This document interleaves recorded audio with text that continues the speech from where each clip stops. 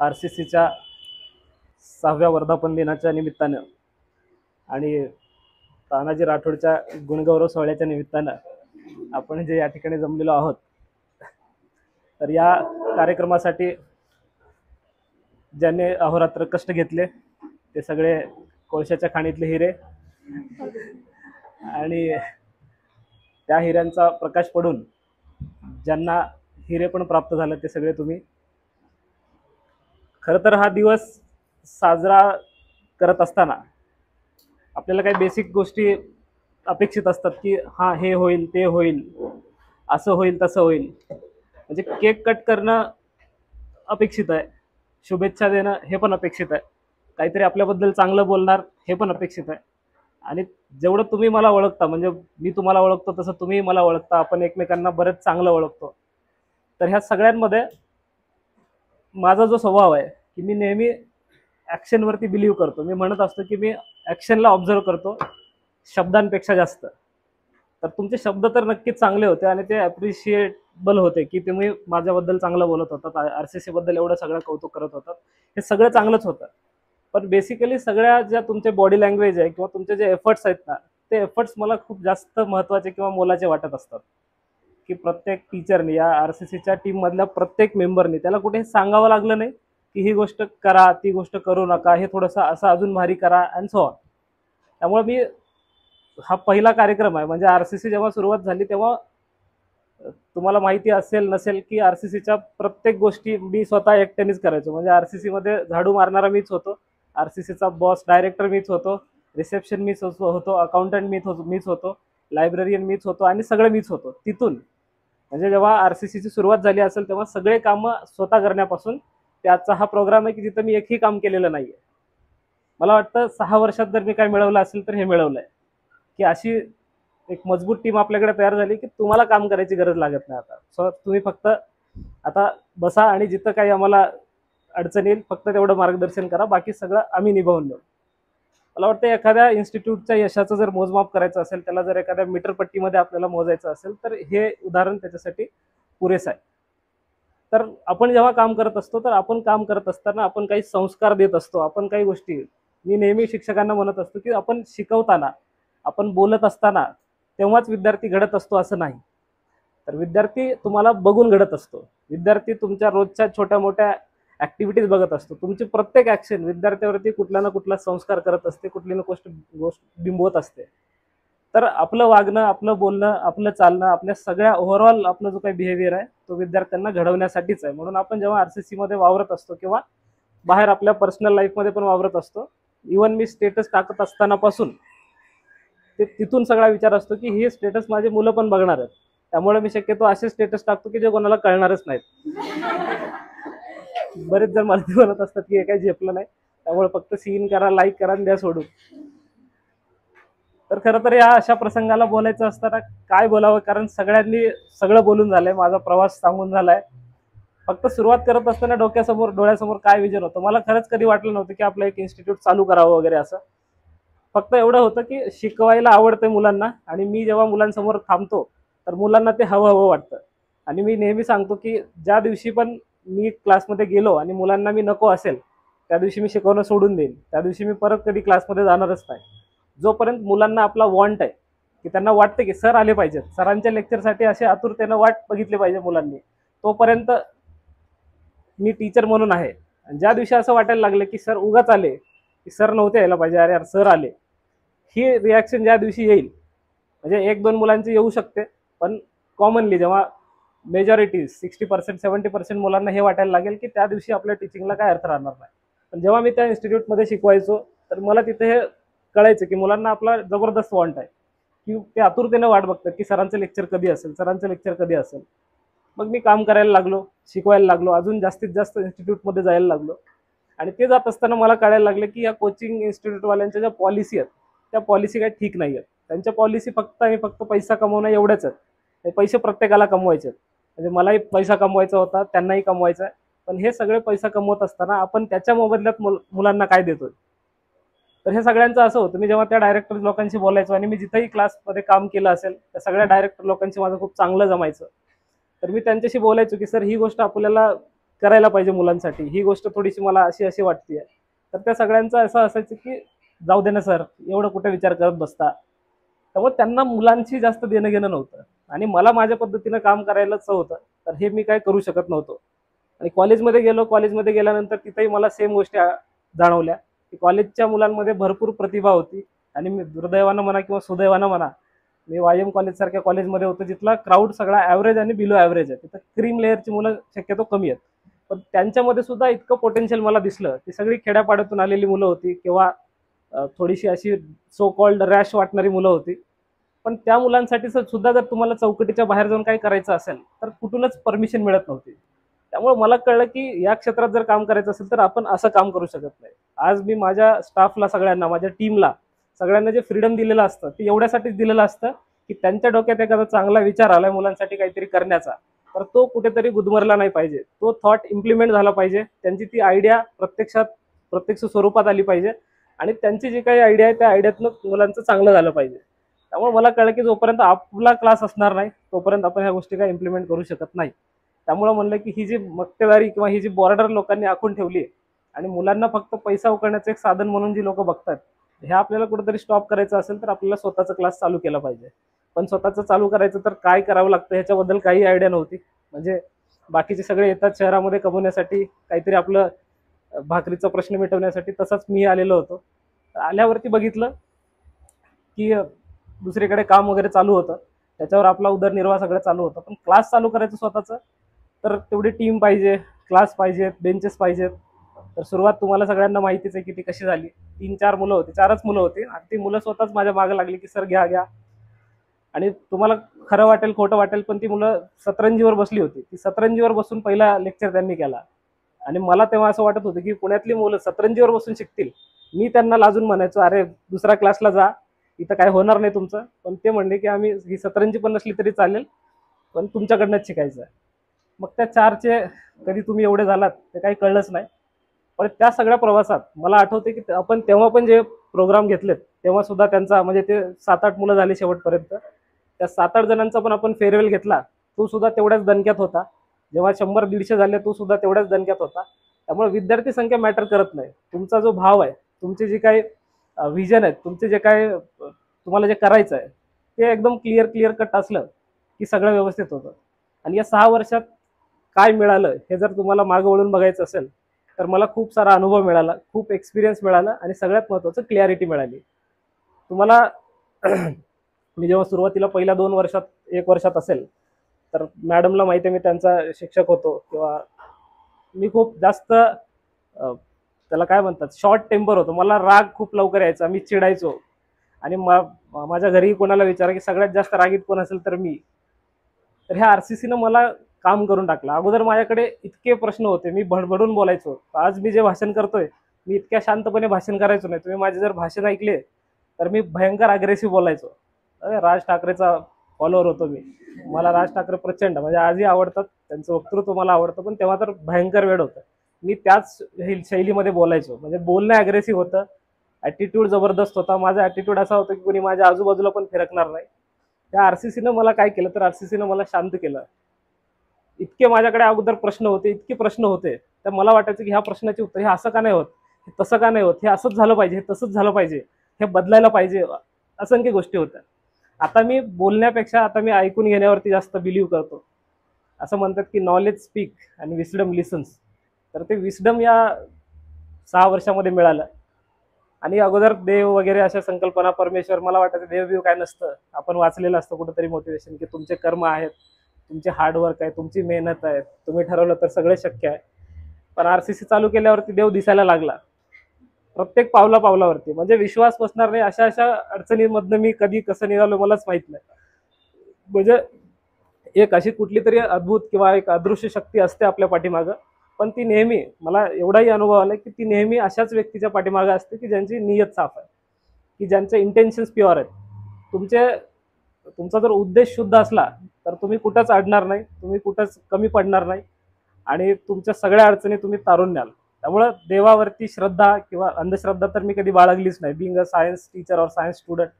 पण देवावरती श्रद्धा जडली, शांत झालो, बोलण्यापेक्षा ऐकून घेण्यावरती विश्वास जास्त बसला. त्यानंतर ऑब्झर्व करायला शिकलो.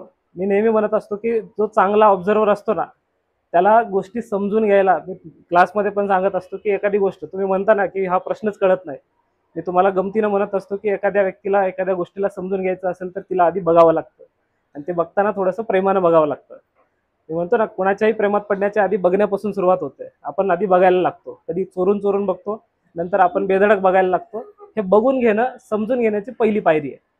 बरोबर, आपण कोणाकडे जी व्यक्ती आवडायला लागते आपण तिच्याकडे सतत सतत का बघतो, तर ते बघणं म्हणजे समजून घेण्याची एक पहिली स्टेप आहे. त्यामुळे आपल्याला काही समजून घ्यायचं असेल तर बघावं लागतं आणि ते बघणं इतकं डोळस असलं पाहिजे. त्यामुळं मी आणि बाय नेचर मी कवी असल्यामुळं मग ऑब्झर्वेशन चांगलं असतं. त्यामुळं चांगलं ऑब्झर्वेशन झालं आणि प्रत्येक ऑब्झर्वेशन कधी ऑब्झर्व करा आणि असंच सोडून द्यायचं नाही. मी जेवढे जेवढे ऑब्झर्वेशन करतो ना ते ऑब्झर्वेशन सगळे नोटेड असतात आपल्याकडे. मी आरसीसीच्या टीमला, मी पूनम मॅमला जास्त माहिती असेल की मी म्हणायचो की इथे एव्हरी ॲक्शन काउंट्स, की तुमची चांगली केलेली कृतीसुद्धा काउंट होते, तुमची वाईट केलेली कृतीसुद्धा काउंट होते. आपल्याकडे सगळा पुख्ता हिशोब असतो की तुम्ही काहीतरी चांगलं केलं आणि त्याचं ॲप्रिशिएशन होणार नाही असं कधीच होणार नाही. तुम्हाला रिवॉर्ड आज मिळणार नाही, पण 5 वर्षांनी, 10 वर्षांनी, 5 दिवसांनी, 2 तासांनी कधी ना कधी त्याचा रिवॉर्ड मिळणार म्हणजे मिळणार 100%. की तुम्ही सातत्यानं आरसीसीसाठी चांगलं काम करताय आणि त्याची दखल घेतली जाणार नाही असं होणारच नाही. किंवा तुम्ही चुकीचं करताय, काहीतरी चुकीचा हेतू घेऊन तुम्ही आलात, ते सुद्धा खपून घेतलं जाणार नाही, ते सुद्धा योग्य वेळी त्याचा कार्यक्रम केला जाईल. हे सगळं सगळं नोटेड असतं. त्यामुळे एखादा विद्यार्थी अभ्यास करतोय आणि मला नेहमी ते पुढं पुढं करणारे लोक जे असतात की नाही, जे सतत असं शो ऑफ करतात की मी खूप क्लोज आहे तुमच्या किंवा मी खूप चांगला आहे, तेही आपल्याला कळत असतं. आणि मी शिवाजी महाराजांचं इतकं वाचन केलेलं आहे, इतकं फॉलो करतो आपण, तर तो गनिमी कावा जो असतो, तो गनिमी कावा आपल्या वागण्यात असतो, तो आपल्या विचारात असतो. गनिमी कावा महाराजांनी जो दिला तो फक्त ऐकण्यासाठी नसतो. त्यामुळं मी जेव्हा इथं आलो, इतक्या लोकांनी मला फसवलं. म्हणजे जेव्हा प्रत्येक क्लासवाल्यांनी, असा कुठलाही क्लास नसेल की ज्यांनी माझी पेमेंट ठेवून घेतली नसेल. प्रत्येक क्लासवाल्यांनी त्यांनी पेमेंटच दिली नाही. काही जणांनी लाख रुपये, काही जणांनी 20,000, 10,000, 50,000 जे काय असतील, तर प्रत्येकाने चुना लावलाच. पण त्या प्रत्येकाने आज त्यांचा आणि माझा जर ग्राफ बघितला तर ते अजून तिथंच आहेत की ज्यांनी मला फसवलं. माझे समजा 1,00,000 रुपये त्यांनी बुडवले असतील, दिले नसतील, तर त्यांच्याकडे तेव्हा जेवढी मुलं होती त्यांच्याकडे आजही तेवढीच मुलं आहेत, ती लोक अजून तिथंच आहेत. पण जेवढी त्यांनी बुडवली ना तेवढा तर आपलं लाईट बिल जातो. म्हणजे ही एवढी ग्रोथ झाली. त्यामुळं तुमच्या नशिबात जी गोष्ट आहे ना ती कुणीच हिरावून घेऊ शकत नाही, हे माझा एकदम फर्म बिलीव्ह झाला या गोष्टीवरती. त्यामुळे कुठलं तरी एखादी अडचण आली, कुठलं तरी एखादं दुःख झालं, कुणीतरी मला फसवलंय, कुणीतरी मला, हे असं कधीच होऊ शकत नाही की तुमच्या नशिबाचं जे आहे ते तुमचंच आहे. फक्त तुमची त्याच्यासाठी प्रामाणिक धडपड, प्रामाणिक मेहनत, प्रामाणिक कष्ट हे चालत राहिलं पाहिजे. आणि ज्याच्या नशिबात समजा तुमच्यापेक्षा एखाद्याला जास्त मिळणार असेल तर त्याला 100% ते मिळणार आहे. तुम्ही त्याच्यात काहीच करू शकत नाही. तुम्हाला मिळत नाही याचा अर्थ तुम्ही ते डिझर्व करत नाही. मी नेहमी म्हणतो की आज आरसीसी मध्ये जर एवढी मुलं आहेत तर आरसीसीची आत्ताची कॅपॅसिटी एवढीच आहे, आपण एवढीच मुलं हँडल करू शकतो. ज्या दिवशी आरसीसी ग्रो होईल समजायचं आरसीसी त्या लेवलला, त्या ताकदीनं उभी आहे. ओके, जेव्हा मी सुरुवात केली होती तेव्हा माझी कॅपॅसिटी 5-6 मुलांची असेल. आज समजा आपल्याकडे 150 मुलं आहेत तर आपली कॅपॅसिटी 150 मुलांची आहे. ज्या दिवशी आपण ग्रो होऊ, तुम्ही जे म्हणताय की सर अपग्रेड होत राहतात, हे अपग्रेड होणं एवढ्यासाठीच असतं की देव प्रत्येकाला त्याच्या कुवतीनुसार देत असतो. तर तुम्ही देवाकडे मागत बसण्यापेक्षा स्वतःची कुवत वाढवा. तुम्ही स्वतःची झोळी एवढी मोठी करा की त्याच्यामध्ये जास्तीत जास्त मावलं पाहिजे. आणि ही झोळी मोठी करण्यासाठी मी नेहमी विचार करतो की ही जेवढी मोठे मोठे क्लासवाले आहेत सगळ्यांना जर एका दिवशी एखाद्या मंचावर आणलं, म्हणजे तुम्ही पण जसं डे ड्रीम करत असता, मी असं डे ड्रीम करत असतो, हे सगळे बसवले असे पंक्तीत, तर जेव्हा आपण बोलायला चालू करू ना यांच्या पत्त्याच उडल्या पाहिजेत. कारण आपल्याकडे तेवढं नॉलेज असलं पाहिजे की ह्यांना वाटलं पाहिजे हा कोण माणूस आहे आणि हे कुठलं इन्स्टिट्यूट आहे आरसीसी म्हणून. ओके, ज्याच्यापेक्षा जसं तुम्ही महाराजांच्या इतिहासात बघता की औरंगजेब असतील, मुघल असतील, सगळे यांच्याकडे एवढा मोठा फौजपाटा होता, पण त्यांना कळायचा हा शिवाजी कोण आहे. ओके, ज्याच्याकडे कुठं तरी मुठभर मावळे आहेत. बरोबर, त्यामुळे महाराजांच्या इतिहासातून, महाराजांच्या चरित्रातून आपण जर काय शिकायचं असेल तर आपण कमी संख्येनं का असे राहा, पण आपण इतके प्रबळ असलो पाहिजेत की समोरच्याला विचार करायला भाग पडलं पाहिजे, आपली दखल घेतली पाहिजे. कालच एक मुलगी कोणीतरी आली होती, ती काय म्हणाली की आरसीसी सारखा इन्स्टिट्यूट बावधनमध्ये नाहीये. ओके, तिथं अशाच एका ब्रँडेड इन्स्टिट्यूटला, एका मोठ्या इन्स्टिट्यूटला आम्हाला ती जागा द्यायची. म्हणजे तुम्ही काय चिंतन करत होता की आपल्याला बावधनला दुसरी ब्रँच चालू करायची आहे, आणि योगायोग असा होता की तिथं एक रेडीमेड इन्फ्रास्ट्रक्चर आपल्यासाठी ऑफर घेऊन आलंय. म्हणजे मी फक्त विचार करत होतो आणि मला वाटतं आमच्या टीममध्ये सगळी चर्चा होती की आपली दुसरी ब्रांच आपल्याला पुढच्या वर्षी तिथं स्टार्ट करायची आहे. तर मॅनिफेस्टेशन असेल किंवा काय असेल, तर ते इतकं सुंदर, इतकं प्रशस्त क्लासरूम, आणि डायरेक्ट केबिनमध्ये येऊन ते आपल्याला ऑफर करतात की तुम्ही वावधनमध्ये स्टार्ट करा आणि तुम्हालाच द्यायचं आहे. म्हणजे मी जे म्हणतो की नाही, की तुमचे इंटेन्शन जेव्हा प्युअर असतात, तुम्ही जेव्हा स्टुडंट सेंट्रिक काम करत असता, तुमच्या डोक्यामध्ये फीस हा विषय, मी तर फीस आत्ता मॅम आहेत म्हणून फीस कॉलिंग होते, नाहीतर मला आठवत नाही जोपर्यंत मीच सगळं बघायचो, मी कधी फीससाठी कोणाला पैशासाठी कधी कॉल केलाय. मला माहित पण नव्हती की मुलांची फीस किती येणार असते आणि किती. त्यामुळे फीस आली ती घेणे, राहिली ती राहिली. कारण मेन उद्देशच तो नव्हता. दिवसभरात सकाळी उठल्यावर हा विचार येत नाही की आज याची फीस गोळा करायची, त्याची फीस गोळा करायची. उठल्यावरती पहिला उद्देश हा असतो की आता 11वीच्या बॅचवरती काय त्यांचं सध्या काय चाललंय. आणि मी नेहमी म्हणतो की तुमची 1 महिन्याची, 1 दिवसाची, 1 वर्षाची, 5 वर्षाची एवढी सगळी प्लॅनिंग ॲट अ टाइम चालू असते. त्यामुळे तुम्ही आरसीसी मध्ये जेवढ्या दिवसापासून आता सहभागी आहात, तुम्ही जेवढा आरसीसीला ऑब्झर्व करत आलात, तर येणाऱ्या काळामध्ये तुम्ही जिथं कुठं काम करत असाल, जसं आता कौस्तुभ आहे किंवा आदर्श आहे, तर त्यांना प्राऊड फील होतं की आपण या इन्स्टिट्यूटचा पार्ट आहे.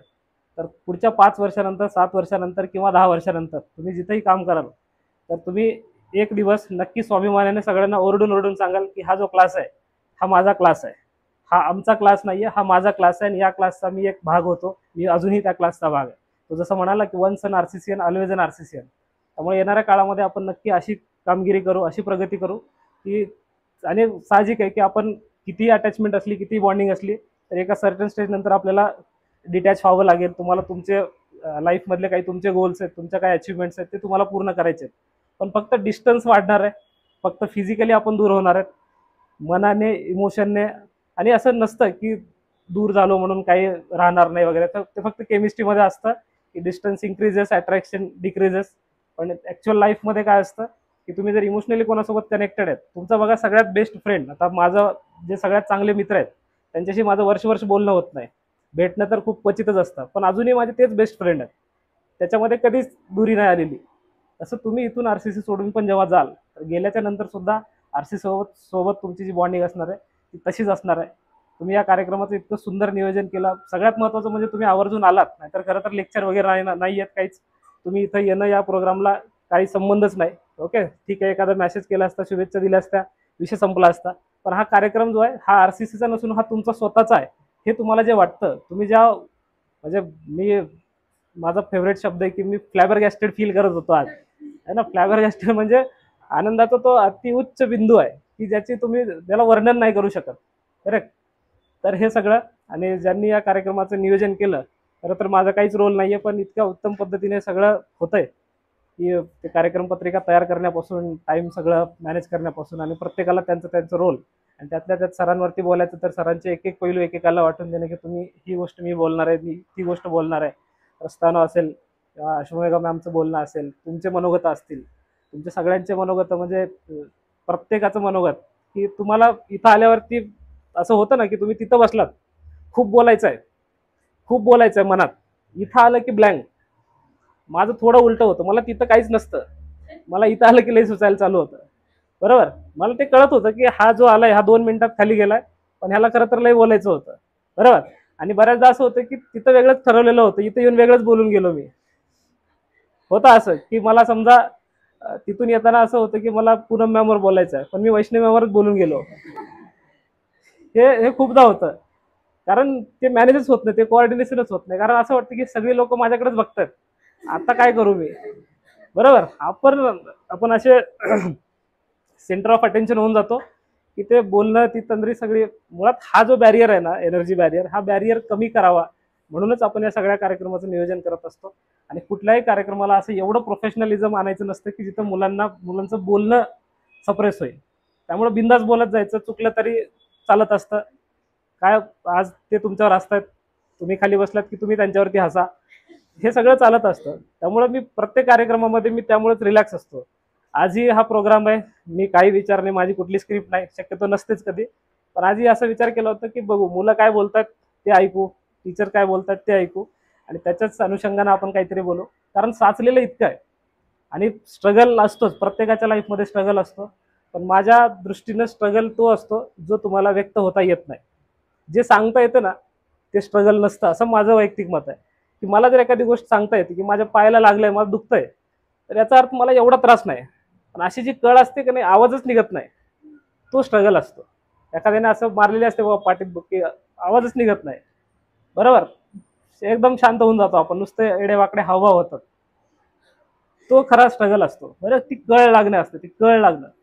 तर असे अनेक प्रसंग असतात की जे कळ लावलेले असतात तुम्हाला. तर तो स्ट्रगल ना मी कधी कोणाला सांगितलाय, आणि मला वाटत नाही कधी तो जर कधी पुस्तक वगैरे लिहिणं झालं तर त्या पुस्तकात मात्र तो येऊ शकतो, कारण ते कोणाला सांगायचं ते मुखपणे आपल्याला व्यक्त होता येतं. त्यामुळं हे सगळे जे स्ट्रगल आहेत तुमच्या पण लाईफमध्ये कधी तुम्हाला तुम्हाला तुमचे प्रॉब्लेम असू शकतात की मोबाईलचा रिचार्ज नाही, माझ्याकडे चांगला मोबाईल नाही आहे, माझ्याकडे गाडी नाही आहे, मला लाईक मिळत नाही, असे काहीतरी छोटे मोठे तुमचे प्रॉब्लेम असू शकतात. पण हे स्ट्रगल नाही. आज तुम्ही कोणाचंही स्ट्रगल आठवलं ते सांगायला लागले, त्यातल्या त्यात आपले सो कॉल्ड रियालिटी शो असतात, त्याचे डान्सर वगैरे येतात, गायक येतात, ते प्रत्येकजण गरीबच असतात, प्रत्येकाचं वडीलला रिक्षा कोणीतरी चालवत असतं, ते दोन वाक्य बोललं की त्यांच्या डोळ्यातनं पाणी यायला लागतं. मला हे स्ट्रगल वाटत नाही. म्हणजे ह्याचे आपण ह्याला कमी लेखतो असं नाही, पण मला सांगा असं कुठला माणूस आहे की ज्याच्या आयुष्यात स्ट्रगल नाही? तुमच्या दृष्टीनं तुमचे स्ट्रगल मोठेच आहेत, माझ्या दृष्टीनं माझा स्ट्रगल मोठा आहे, प्रत्येकाच्या दृष्टीनं त्याचे स्ट्रगल मोठे आहेत. कारण त्याच्या कुवतीनुसार देव त्याला तसे चॅलेंजेस देत असतो. आणि नेहमी या गोष्टीवर विश्वास ठेवा की देव तुम्हाला असेच चॅलेंजेस देत असतो की जो तुमचा वीक पॉईंट आहे. एखाद्याला समजा माणसं हँडल करता येत नाहीत ना, तर नेमकं त्याच्यासोबतच दगाबाजी होते. त्याच्यासोबत अशीच माणसं त्याच्या आयुष्यात येतात, कारण देव तुम्हाला समजा तुमचा पेपर घ्यायचा आहे तर तुम्हाला असे प्रश्न का देईन की जे तुम्हाला येतात, बरोबर. आपण पेपर असेच घेतो, पेपर याच्यासाठीच घेतो की त्याला अवघड गेलं पाहिजे. त्याला अवघड कोणता जाईल, तो त्याचा वीक पॉईंट आहे, करेक्ट. त्यामुळे तुमच्यासोबत जर एखादी गोष्ट घडत असेल तर याचा अर्थ साधा आहे की त्या गोष्टीमध्ये तुम्ही सुपेरियर नाही आहात, करेक्ट. म्हणून तुमच्या आयुष्यात येणाऱ्या अडचणी असतात ह्या ठरवलेल्या असतात असं मला वाटत असतं.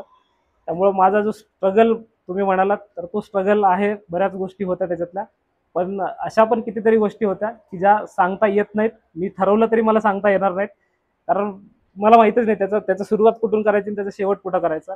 पण या सगळ्यामध्ये एक शिकलो की असा कुठला माणूस आहे की ज्याच्या जन्मल्यापासून त्याचा स्ट्रगल चालू झाला आणि तोच स्ट्रगल आजपर्यंत कॉन्स्टंट आहे, बरोबर. वेळ बदलली किती प्रॉब्लेम, त्या प्रॉब्लेमची इंटेन्सिटी कमी कमी होत जाते. तुम्हाला आज ज्या गोष्टीचं दुःख वाटत असतं त्या गोष्टीचं दुःख तुम्हाला उद्या तेवढं नसतं, तिसऱ्या दिवशी अजून कमी होतं, 3 महिन्यानं कदाचित अजून कमी होतं, 3 वर्षानंतर कदाचित आपल्याला हसू येईल की मी कशावरती रडत होतो. त्यामुळे दुःख सगळ्यांना होतं, त्याला किती चिटकून बसायचं, त्याला किती कुरवाळत बसायचं. आपण सुख लय लवकर सोडून देतो आणि दुःख आपण गोंजारत बसतो. त्यामुळे तुम्ही असं कधी करू नका. उलट सुख गोंजारत बसायचं असतं आणि दुःख सोडून द्यायचं असतं. आपण उलटं करतो की माझ्या आयुष्यात एक प्रॉब्लेम आहे, मी इतकं मला 10 दिवस 12 दिवस 15 दिवस मी तेच सांगत बसलोय की मला हे होतंय, माझ्यासोबत असं होतंय, माझ्यासोबत तसं होतंय. पण आनंद आपण तसं नाही करत. आपल्याला आनंद झाला, तुम्ही बघा एखादा समजा नवीन मोबाईल घेतला, आपण त्याला इतकं जपतो पहिले 1-2 दिवस, 3 दिवस, 4 दिवस, महिनाभर, पण महिनाभरानंतर किंवा 2 दिवसानंतर त्याच्यातली कुतूहलताच संपून जाते. पण तेच आपल्याला एखादं दुःख झालं, तुमचा जर मोबाईल फुटला, हरवला, तर आपण महिनाभर पण त्याच्यावर रडू शकतो. त्यामुळे दुःख लई गोंजारत बसायचं नसतं, सुख गोंजारायचं असतं, चांगल्या क्षण गोंजारायचे असतात. आज आपण 6व्या वर्षी सुद्धा हे सुख गोंजारतोय. आपण 6वा वर्धापन दिन जो साजरा करतोय हा चेरिश केला पाहिजे, हा सेलिब्रेट केला पाहिजे. कारण हा दिवस असा दिवस आहे की ज्या दिवशी मला स्वतःला असं वाटलं की आपण एखादी गोष्ट करू शकतो. म्हणजे फाउंडेशन डे ज्या दिवशी येतो त्या दिवशी खरं तर RCCचा किंवा कुठल्याही क्लासचा तो अकॅडमिक इयर स्टार्ट होतो, तिथून नवीन अकॅडमिक इयर इथून चालू होतो. तर इथून परत समोर चॅलेंजेस असतात की या वर्षामध्ये आपण काय केलं पाहिजे. असे बरेच गोल्स आहेत. मला वाटतं 2 महिन्याच्या आधीच मी ते गोल्स लिहून ठेवले होते की येणाऱ्या काळामध्ये आपल्याला काय काय करायचे, पुढच्या वर्षाची सगळी प्लॅनिंग, या वर्षीचं टार्गेट काय काय. आणि ते टार्गेट असं नसतं की ते माझ्यासाठी आहे, त्या टार्गेटमध्ये असंच असतं की ते आपल्याला मुलांसाठी अजून काय गोष्टी करायच्या. जसं आपण काल ती वेंडिंग मशीन आणली, तर हे खूप आधीपासून ठरलेलं होतं. मला वाटतं ह्याला 6 महिने गेले असतील, पण ते या निमित्तानं का होईना ते आपण ठरवून आणलं. आता पुढच्या काही दिवसांमध्ये, काही महिन्यांमध्ये आपल्याला तुमच्यासाठी स्मार्ट बोर्ड आणायचे, बरोबर. ह्याला अजून जास्त आपल्याला ॲडव्हान्स रूपामध्ये तुमच्यासाठी हे सगळ्या गोष्टी आणायचे. तर ही अशी खूप छोटी मोठी अनेक स्वप्न आहेत. आणि हे सगळं करत असताना RCCची संपूर्ण टीम आपल्यासोबत असली पाहिजे. मी कधीच असं मानत नाही की मी RCCचा म्हणजे सगळं मी चालवतो, कारण हे सगळे जर माझ्या बाजूला नसतील ना, माझी धमक नाही की मी हे सगळं रन करू शकेन. एकाच दिवशी हे सगळ्यांनी संप टाकला, मी करणार काय. मी फक्त केमिस्ट्री शिकू शकतो, थोडं बळबळ बायोचा प्रयत्न करेन, मी थोडंफार काहीतरी शिकवेन असाच. ओके, युनिसेल्युलर मल्टीसेल्युलर याच्या पलीकडे जास्त अजून काही येईल असं वाटत नाही. फिजिक्सला तर मग विषयच नाही, आणि मॅथ तर मी फक्त PCB चालू करेन फार तर. ओके, शक्यच नाही, कारण तो आपला घास नाही. त्या विषयातली जी एक्सपर्टीज असते ती त्यांनीच करावी लागते. आणि ही सगळी लोक, ह्या सगळ्यांकडे एक गोष्ट चांगली आहे की ही सगळे जेन्युइन आहेत, ही एवढी ऑनेस्ट आहेत की कामाच्या बाबतीत थोडंफार प्लस मायनस होऊ शकतं, पण ट्रस्टच्या बाबतीत म्हणजे मी पूनम मॅमच्या बाबतीत सांगतो की माझा प्रचंड विश्वास त्यांच्यावरती आहे. पण मला हे काल मी जेव्हा विचार करत होतो मला खूप डेंजरली रिअलाइज झालं की जेवढा माझा त्यांच्यावरती विश्वास आहे ना, माझ्यापेक्षा कदाचित दुप्पट त्यांचा विश्वास माझ्यावरती आहे. त्याला अनेक गोष्टी कारणीभूत आहेत, पण फक्त एवढं स्टेटमेंट लक्षात ठेवा की एखादा माणूस तुमच्यावरती किती बिलीव्ह करू शकतो. ओके, भयंकर सगळेच. आणि इमोशनल लेवलवरती आता ते सगळ्यांना, म्हणजे मी जसं 6 वर्ष सगळे धक्के खाऊन खाऊन पुढे आलोय, त्यांना त्या मानानं अजून कमी लागले असतील, लागत असतील, अजून लागतील, त्याच्यानंतर बरेच अडचणी येतील, बऱ्याच ठेचा लागतील, ते सुद्धा परिपक्व होतील. पण काही काळाच्या नंतर म्हणजे येणाऱ्या 3-4 वर्षानंतर, 5 वर्षानंतर ते एक माणूस म्हणून इतके सशक्त झालेले असतील भावनिकदृष्ट्या, हेच म्हणून म्हणजे सगळीच टीम. कारण ह्या टीममध्ये म्हणतो ना आपण की आपण आकार त्याच गोळ्याला देऊ शकतो की ज्याच्यामध्ये पोटेन्शियल आहे. आपण एखाद्या मातीचं मडकं बनवत असताना पण आपण बघतो की त्याच्यात किती चिकणपणा आहे, किती चिकटपणा आहे. ओके, कुठल्याही मातीला आकार देता येत नाही, भले कुंभार किती चांगला असला तरी. त्यामुळे त्या मातीमध्ये सुद्धा तो कस असावा लागतो, त्याच्यामध्ये ती गुणवत्ता असावी लागते. त्यामुळे आपल्याकडे जे जे टीचर रिक्रूट केले गेलेले आहेत, अपॉइंट केले गेलेले आहेत, मी जे 15 मिनिटात 20 मिनिटात इंटरव्ह्यू होतो ना, मी फक्त एवढंच चेक करत असतो. मी हे बघत नाही की हे किती हुशार आहेत, किती ड आहेत. तुम्ही दिवसभर जरी इंटरव्ह्यू घेतला तरी चेक काय करणार आहेत, त्यांचं किती नॉलेज चेक करणार आहे आणि त्यांच्या विषयातलं मला किती कळणार आहे, किती आपण गोष्टी. मी इंटरव्ह्यूला गेलो होतो तेव्हा मला माझा इंटरव्ह्यू घेतला होता एका फिजिक्सच्या टीचरने. त्यांनी मला विचारलं बॉईल्स लॉ, चार्ल्स लॉ वगैरे 2-3 गोष्टी, मला त्यातलं एकही आलं नाही. कारण मला येतच नव्हतं, 11वीचं पुस्तक बघितलेलंच नव्हतं. मला वाटलं मी सेट नेट करतोय तर आपला भयंकर अभ्यास आहे, आणि तेवढंच सोडून मला बाकी सगळं येत होतं. त्यांनी मला 2 लॉवरती रिजेक्ट केलं आणि तेवढे 2च लॉ मला येत नव्हते. त्यामुळे त्यांना काय वाटलं असेल की या माणसाला काय जमतच नाही केमिस्ट्री, म्हणजे त्या 2 लॉवरनं मला त्यांनी जज केलं.